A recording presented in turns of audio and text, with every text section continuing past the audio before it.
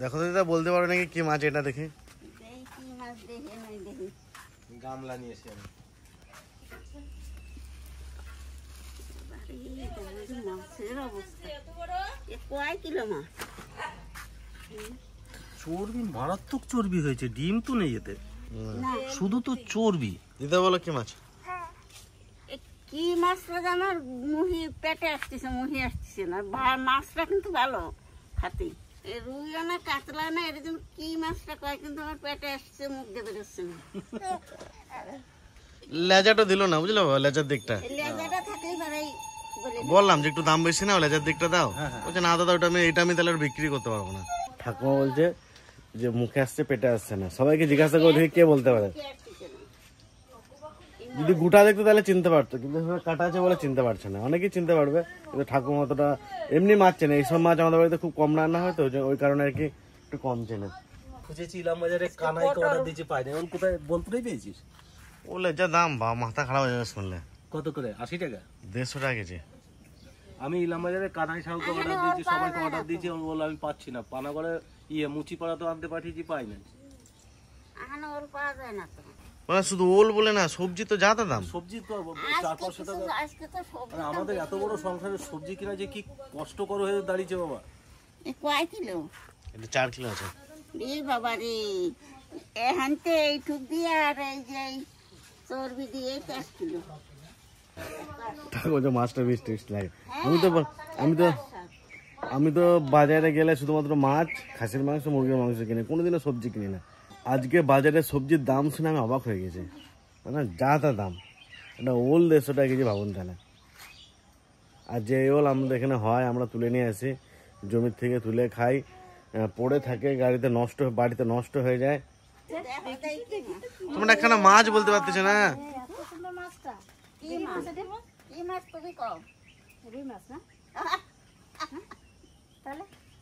ভেটকি মাছটা কেউ চিনতে পারছো না কেন?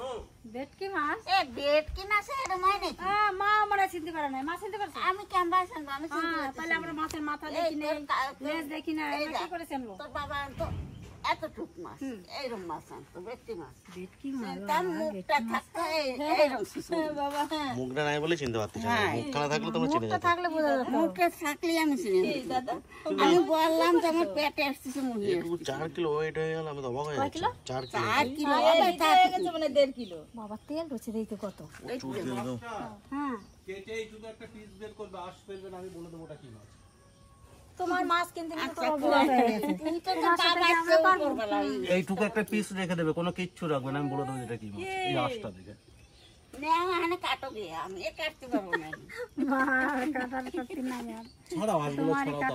দিদা, এই ওলটা কিছু না আনলাম বলো তো? এই মাছ দিয়ে রান্না না, ওই তেলটা দিয়ে রান্না। ওলটা তেল দিয়ে, ওই তেলটা দিয়ে ওলে চচ্চড়ি করবা। সাদা কি ধর দিবি না? তুমি ধরো, আমি ধর একটু দাদা। তুমি ধরো, আমি ধরে দাও। বল কই দাও, বল দিই না। চলো এবার হয়েছে। হ্যাঁ হাঁটো। হাঁটতে কি করে তোরা দিবি না? এই তো আমরা পারবানি। হে রে, যাবো কি করে? সেই তো আমি আনে দাদা, এত বার আমি পারিয়ে দিই। নিও, আমার একটু বলো পিছনে কি আছে কিনা। আর ওই সোনা একাই নিয়ে চলে আসতে পারবে না বাকি। দেখো মাছ ধরবে কি রে সোনা, কি নিচ্ছে তো ঢাপা পড়া। হাত ধুবো তারপর। কি রে? সেই খাসির যেরকম সাদা চর্বিগুলো দেখা যায় না,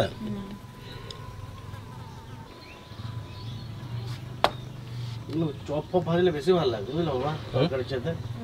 দাদা ভাই, দিদি ভাই, এই মাছটা আমি কাটতে পারবো না, নি আমার তাপস কাটিয়ে দিবে না।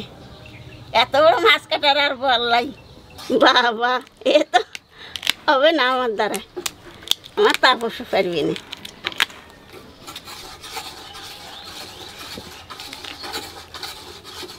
এই দেখো একেবারে পয়সা। বাবারে, 1 বিঘা। আজকের এই ভেটকি মাছটা পাতুরি করা হবে সর্ষে পোস্ত দিয়ে। তো সর্ষে পোস্তটা বেটে নেব, আর কটা কাঁচা লঙ্কা লাগবে, তাই গাছ থেকে ছিঁড়ে নিয়ে আসি কাঁচা লঙ্কা। আচ্ছা, লাল লাল হয়ে পেকে আছে, এদিকে আসা হয় না। কাঁচা পাকা দু রকমই লঙ্কা হ্যাঁ, দেবো। পাকা লঙ্কাগুলো নেবো। টিয়া পাখি ঠোঁটের মতন লাল লঙ্কা হয়েছে, বেশিরভাগই লাল লঙ্কা। এই আমাদের ছোট বড় একটা পটলের ক্ষেত আছে, এ দেখুন পটলও হয়েছে, আরও পটল হয়েছিল, ঠাকুমা ছিঁড়ে নিয়ে গেছে সেদিনে। এ দেখুন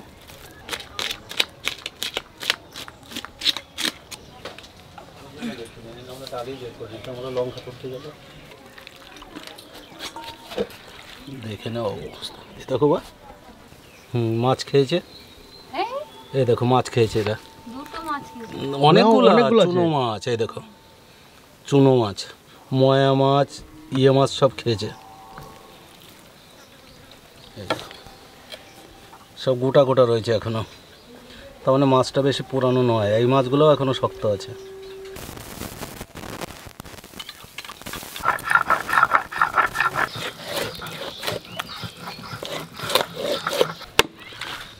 আরে মা, এইটাই তো মনে হচ্ছে এক হাত চওড়া হয়ে গেছে, খাসির মতো দেখা যাচ্ছে। দেখেছিস অবস্থা? এই বাপরে, এই মাছগুলো কাটা অনেক বড় বড় হয়। পেটির কাটা বড় হয় বাবা, মাছটাই বড় না।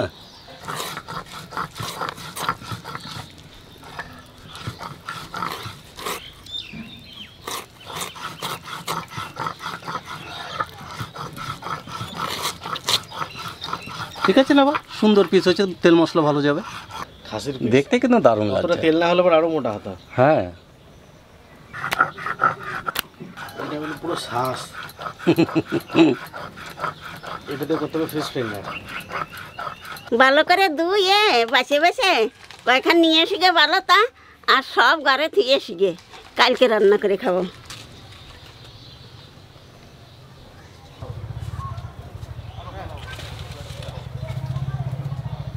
কালার হয়ে গেল, লাল লাল পাকা লঙ্কা ছিল না।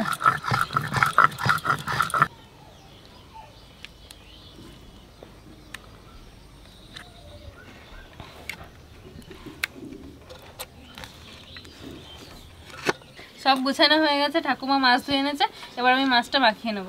প্রথমে দিয়ে দেবো সর্ষে আর পোস্ত বাটাটা। সর্ষে পোস্ত বাটাটা লাল হয়ে গেছে, পাকা লঙ্কা দিয়েছিলাম, টক দই দিয়ে দেবো, স্বাদ মতো লবণ দিয়ে দেবো, হলুদটা একটু কম করে দেবো।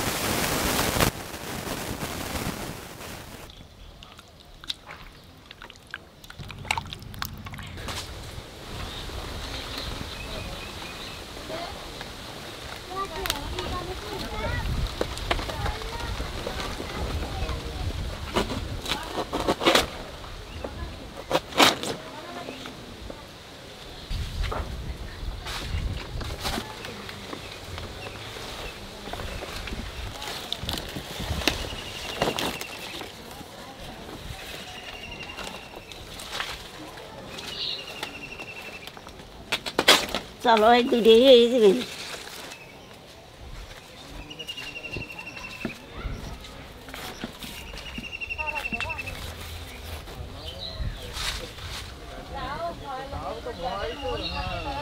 আমার মাছ মাখানো হয়ে গেছে, এখন কিছুক্ষণের জন্য ঢাকা দিয়ে রাখবো, আর আমি এখন বাড়ি যাব, ছেলের খাবার বানাতে হবে, আবার বাকি জিনিস ঠাকুমা করবে।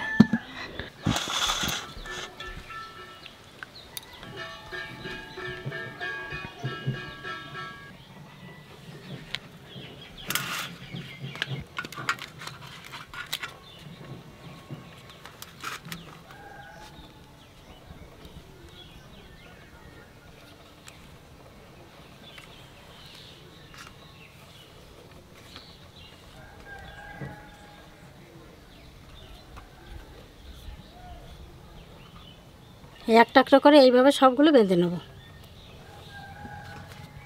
ভেটকি মাছের পাতা দিয়ে দেবো করলে ভালো লাগে খেতে।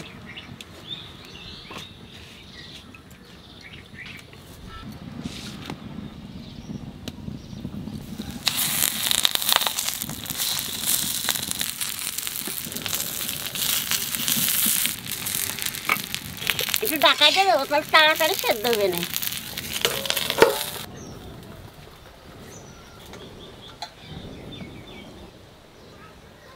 পাতাটা।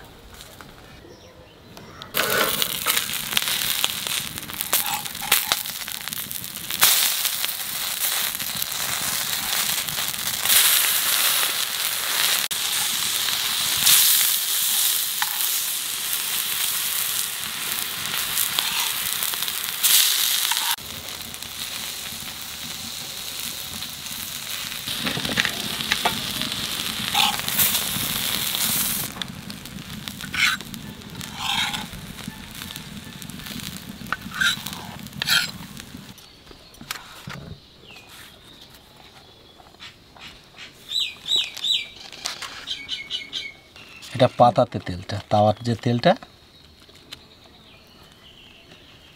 সেন্টটা তো দারুণ আসছে, রান্নাটা তো ভাপাটাও ভালো হয়েছে।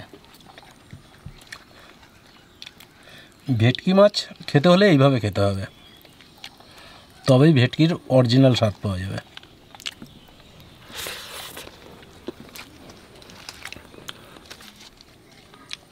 মাছটা এত তেল হয়েছিল যে মাছের পেটিটা পুরো তেল তেল হয়ে গেছে একবারে।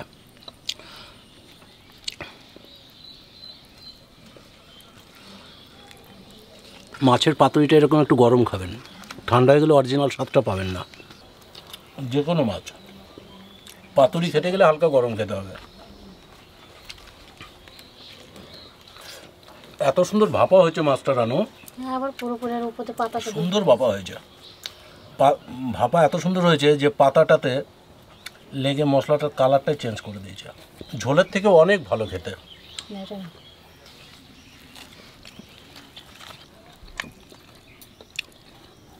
এটা পিঠের মাছ।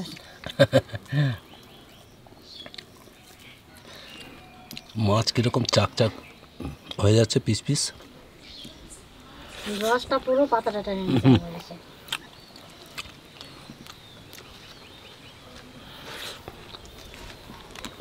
সেই মাগুর মাছটা খেয়েছিলাম, খুব সুন্দর লেগেছিল খেতে। আর এই মাছটা দেখে সুন্দর লাগতেছে, কি সুন্দর পোস্ত দেওয়া আছে। মশলাও কম দেওয়া হয়েছে না, খুব খুব তেল মশলা খুব কম। কতটা দেওয়া যায়, যেরকম দিয়েছে ঠিক মতো লেগেছে। তো নয় মাখায় টাকায় রেখে গেছে সব, এখন সব পারে আমার মা। মশলা বাটিয়ে মাখায় টাকা রেখে গেছে। আর তেহানটা চান করতে চলে গেল, নিয়ে বলছে মা তুমি পাতায় ভাবলাম, নিয়ে আমি পাতায় বেঁধে তারপর ভাবলাম। মাছটার কোয়ালিটি কেমন? মাছটা দারুণ মাছ বাবা, মাছটা ভালো। মাছটা খুব ভালো মাছ। দু একটা ভেটকি মাছে কি গন্ধ করে, হ্যাঁ, খুব এক গন্ধ। ফোঁটা কোনো গন্ধ কিন্তু নেই। এই মাছটায় কোনো গন্ধ বাতাস কিছুই পেলাম না। ভাজলাম এত সুন্দর, কোনো গন্ধ নেই।